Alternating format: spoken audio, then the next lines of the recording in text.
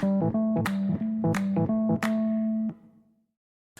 up, what up, what up? Hey, everybody, hope you're doing well.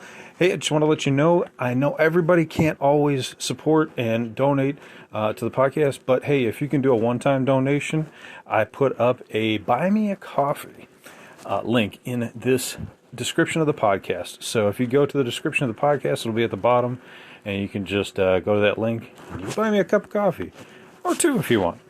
And that would just help support the show, and I can wake up a little bit more and bring you more info. So thanks for listening to the podcast. If you can donate, that would be much appreciated. And let's get on to the show.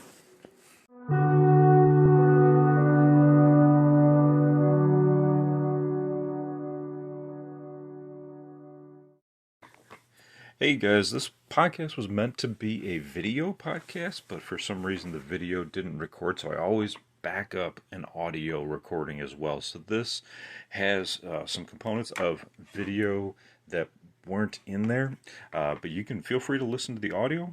Still good, still a great story, so feel free to join in. Thanks guys, I'll try to record another one and put it back up. Take care, Locked On Universe. What up, what? What up, what up, what up? Welcome back to Lockdown Universe, home of the bizarre, peculiar, and unheard of stories of UFO legend and paranormal lore. Welcome back, welcome back. Happy to be back. Hopefully you guys are doing well and taking care of yourselves. Today we're going to have an awesome podcast about a freeze gun that the military is coming up with in conjunction with the University of Virginia. Okay, and it kind of goes along the same lines. This is almost like the color ice, isn't it? This alien I'm holding up. Let's get him to a nice crispy blue, although that purple's nice. Let's get him to a nice crispy blue, shall we? And we'll put him right over here. So, as you know, we have our cast of characters. We've got the little kitty, alien kitty. We've got a new addition. We've got the Zen Bigfoot. We've got the alien dog. And, of course, Mr. Alien. Locked On Universe behind us. Now, what is this podcast going to be about? It's going to be about the freeze gun technology and why it's important and who's developing it and if it's actually possible. And then we're going to talk about theories of how they're going to use this. And then we're going to talk about the polls and other comments that you guys have already left. So thank you for participating in some of the polls and some of the podcasts and leaving comments, leaving reviews. We still need more, but I appreciate those who have done it so far. So today's article comes to us from EurekAlert.org, which was just published on July 31st, 2023. It says, way cool UVA professor developing a freeze ray technology for the Air Force. Okay, now this is the University of Virginia School of Engineering. Okay, that's one of the articles. It states, and it's interesting too, right? Because how can we really even have such a thing? Well, it's interesting how I came across this article because I was scrolling through Facebook and I just came across this article that was written by fandomwire.com, which is a fan website, and it states that they're not making the Terminator. The U.S. military is spending $750,000 on making an iconic weapon from an Arnold Schwarzenegger movie. And I'm like, what the hell are they talking about? So let me pull this up and went through doing a little research and, came across, give me the power. Arnold was Mr. Freeze. And so it wasn't a Terminator movie they were coming across. It was the Batman franchise that he was in. Yes. I'm too sexy for this suit. Maybe you prefer him in the Mr. Freeze suit, or maybe you just prefer him in a little bit of loungewear, a little bit of Mr. Ice, Mr. Freeze loungewear. Let's see if we can get a good shot of that here. Maybe a little bit of light. There you go. Perfect shot. So, what the hell are we talking about? Let's get to the article and cover that. So, my favorite picture is, we'll go with Give Me the Power. Give me the power. Okay. So it states, that the freeze gun that the Batman villain Mr. Freeze uses to ice his enemies. A University of Virginia professor thinks he may have figured out how to make one in real life.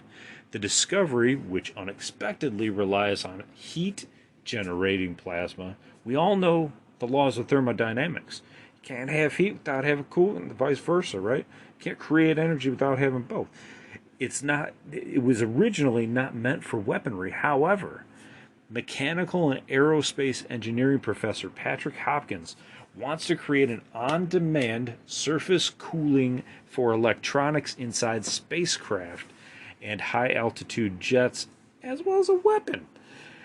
He says the primary problem right now is a lot of electronics on board heat up, but they have no way to cool down. So if they had a laser or a freeze gun, they could just freeze down anything, along with making it weaponized. Let's face it, they come up with these technologies to use for civilian purposes maybe, or military purposes maybe, but eventually, whatever reason they come up with, they always end up becoming military purposed weaponry. So he states that his lab partner at a Hopkins UVA company called Laser Thermal has a fabrication of a prototype of this device. That's got to make you feel good. That's almost like the cold gun that Captain Cold in the Flash television show and comics had. So it seems like all the enemies have the cold guns. Isn't that interesting? Why would all the enemies have all the cold guns? I don't know. But let's keep going. Here, give it a little light here. Apologize. Now you guys need a little bit of light. So they state that with the Air Force and in the Space Force, you're in space, which is a vacuum, or you're in the upper atmosphere, which is even cooler than the surface temperature, right? So what happens is your electronics keep getting hotter and hotter in a vacuum.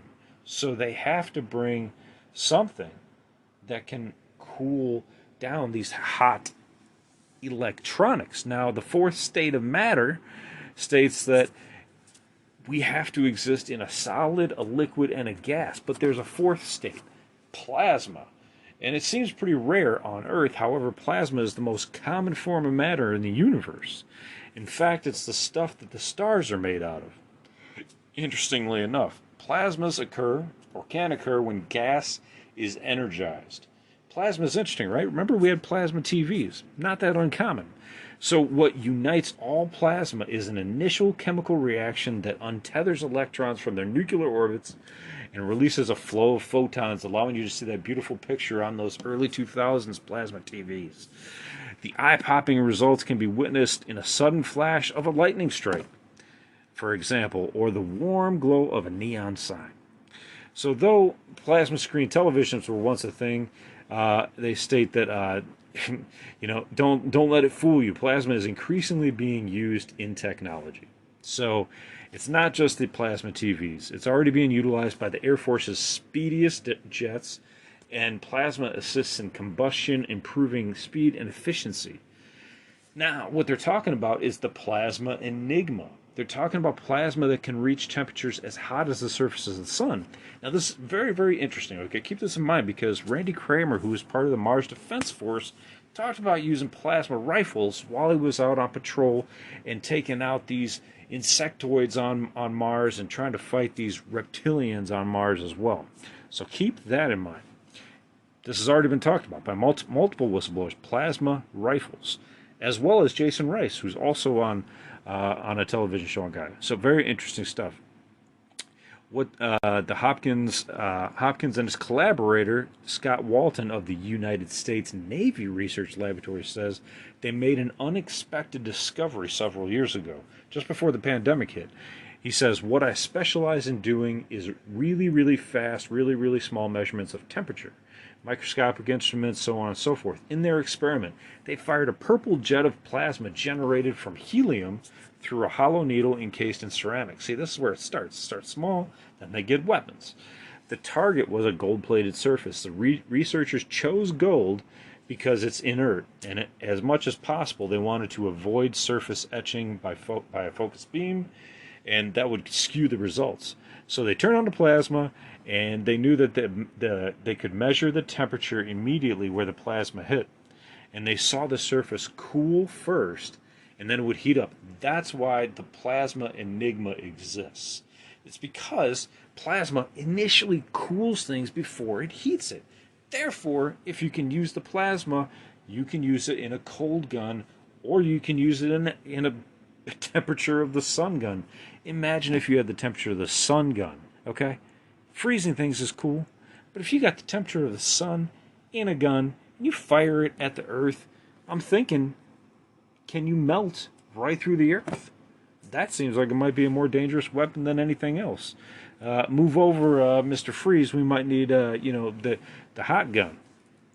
So what they realized was, in association with a lot of other folks, was that they could actually create this device. So what's interesting is when the surface material gets hotter, it reflects light differently than when it's colder. The specialized scope that they used was needed because the plasma would otherwise obliterate any directly touching temperature gauges. How cold is cold? They determined that they were able to reduce the temperature by several degrees for a few microseconds. Now, while it might not seem that dramatic, it's enough to make a difference in some electronic devices. Now, can they make the freeze ray? We've talked about the electronics. The freeze ray. So what the Navy did is they moved in. They wanted to make something that was so lightweight and safe that it could be used for school demonstrations. So now they have an Air Force grant. They have a UVA lab set up. UVA is, let me pull it up. Oh, they didn't even specify it, but I'm assuming that's the cold gun info. The team's now looking at variations on the original design in order to create an apparatus like the cold gun. Now, this is just what they're giving us today, right? So what have they done years ago, right? It's almost as if they wait for these universities to come up with these things, and then they're like, oh, we're going to help you out with that, even though they probably have had it for like decades, right? So this other article on FandomWire talks about their audacious venture, blurring the lines between imagination and reality, and trying to create this freeze gun. They have the vision. And this stuff has been in science fiction stories for years and years and years. However, it's really interesting to note that if you wield a gun that can create this, you better have enough protection to keep you safe in order to harness that kind of power. So that's the story, according to Eureka, according to the University of Virginia and their scientific division. Let me pull it up. The Engineering and Applied Sciences and the Navy. Now we move on to kind of theories of why would they need this. Okay, so why would they need a freeze gun? Okay, does it make sense? Do we need something like that? Okay, how do you fight these wars with aliens in space, right? Or on another planet? Well, we've already talked about how sound and audio weaponry can be extremely effective, not only in inducing hypnagogic type of states. Hypnotic states put you to sleep, we take over your society and your whole planet, but it can also render equipment basically incapacitated, right? So when aliens come down to Earth to abduct, what do they use? They use something that can take out our car's electronics, put us to sleep, and take us and levitate us up. They have to be using some electronics, some acoustic, auditory type of weaponry, and because they're not directly injecting us with, whatever propofol or something to put us to sleep, they're using from afar, from distance, tech to put us into those states and levitate us. So we have to imagine from all the crash ships that we've already obtained that we have to have this technology already. So the question is, if we're already using that tech, if we already have that tech, and we've already reverse engineered it or just engineered it from what we've obtained from the crash ships, why do we need Mr. Freeze? Okay? As sexy as he is, why do we need Mr. Freeze? Why do we need his gun? Well, the question is, in my mind, what happens if there's species out there that have already had this technology and have a way to defend themselves against this technology? Now your technology is rendered inert and it's not going to be effective. So you have to create a new weapon and more weapons and more weapons and more weapons.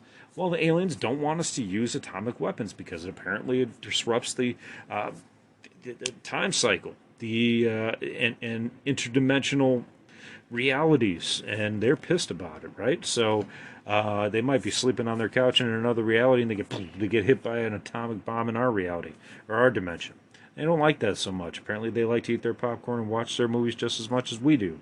So maybe we have to make a freeze gun in order to not disrupt any other time scenarios or planets or species, and we can simply freeze our enemy while we go about our day. Freezing the enemy is a lot less of a problem than straight up nuking them or straight up shooting them and killing them or straight up firing flame upon them like the power of the sun gun, right? So if we used a heat gun with the power of the sun in plasma form, well, we're killing people. What if we use a freeze gun and we just simply freeze them? A freeze gun might work from distance. A taser you need to have close proximity with. There's a lot of different technology you need close proximity with. Guns, you need to be within a certain mileage, especially with like a sniper weapon. But maybe with the right kind of technology, you could use this kind of weapon at distance.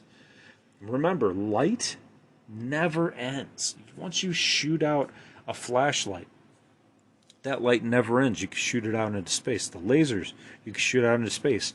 Light from other galaxies is coming to us from thousands, tens, and hundreds of thousands of years ago, which is just coming to us now from planets that have already long been extinct and are off the third dimensional map. They're no longer here. So light, if focused properly, could go to long distance and be efficient as a long-range weapon, especially if we are going to have some sort of advanced species that has an exoskeleton shell. Boy, wouldn't it be nice, since we can't shoot our bullets at it, to have a freeze weapon to freeze these things, because guess what? They're still alive. They can still be frozen to the point where they can't move. Boy, wouldn't it be nice to, instead of being eaten by some sort of 20-foot tall ant or insect or praying mantis-like alien, to simply freeze it and have it sitting in the park for years to come for children to enjoy, and to hopefully never bring back, like they're trying to bring back dinosaurs back into Jurassic Park, making our planet all crazy again. So, thoughts? Well, I think the government is willing to exhaust all avenues when it comes to weaponry, so I think it's definitely in the realm of possibility that they could be interested in creating a freeze gun. Give me the power. Okay, so what will they use that towards us, towards humanity? If we get out of line, possibly to invoke fear, sure. They already are using UFOs. They're already using alien reproductive vehicles. They're already using TR-3Bs. They're already using vehicles that look like alien craft. They're already committing military abductions. What's a freeze gun? Nothing. Nothing at all. They'll use it without recourse or without question. So, what do you think? Do you think they would use it, or do you think they wouldn't? That's up for you to decide. As we continue to follow this story, we will continue to bring you more info on it. Let's go to our recent Spotify podcast polls and see what you all have talked about in regards to recent episodes and recent questions on episodes. Now, keep in mind that every episode is now going to have a question and a poll attached to it, so that you can reflect your answers, give us your thoughts on different topics within the UFO community, within the stories that we provide and present. And hopefully you guys are listening to the most recent video or audio podcast. You can listen or you can watch now, which is pretty awesome. So our most recent podcast poll was on let's pull it up here. It was on the Kansas airship from another dimension. Now, haven't had a lot of listens yet because I just released that this morning. So we're still waiting on the data to come in on that. Let's go back to a podcast before, which was the old Saybrook blockheads of 1957 with red bulb and glove-like bodies. Now, that was a great podcast, really interesting, bizarre. Hadn't heard of that story at all. We asked, what was this red blob in the translucent box entity? So what was the Saybrook blockhead, which had a red blob in the middle of a translucent box on top of a very bizarre white rubberish kind of skirted body? And we had the answers were, could it have been a drone or a robot from another species? Could it have been a higher dimensional being? Could it have been an alien from another planet? Or could it have been something else? And 100% of the votes so far state that it is something else. It is not a drone or a robot, nor is it a higher dimensional being or an alien from another planet. It is something else. Fantastic work, my friends. Fantastic work. So, let's go back. One more podcast. Let's see if we got any more updated polls from the other podcasts. Let's see. Any new info? Hopefully you guys turn back the clock and listen to the black and purple-eyed aliens who hide in memories. That involved missing time, hypnotic regression, some very interesting, very fascinating story about 3 women who were abducted a few decades ago. And, man, you want to talk about some trippy shit. One of the women, one of the abductees, were hanging from a noose inside of the spacecraft. One was trapped inside a capsule while they watched the aliens work. I mean, and I don't want to get too many details in there because I want you guys to listen to it on your own. But totally fascinating. We had the aliens of Voronezh, and I want to go into that poll, pull up that info.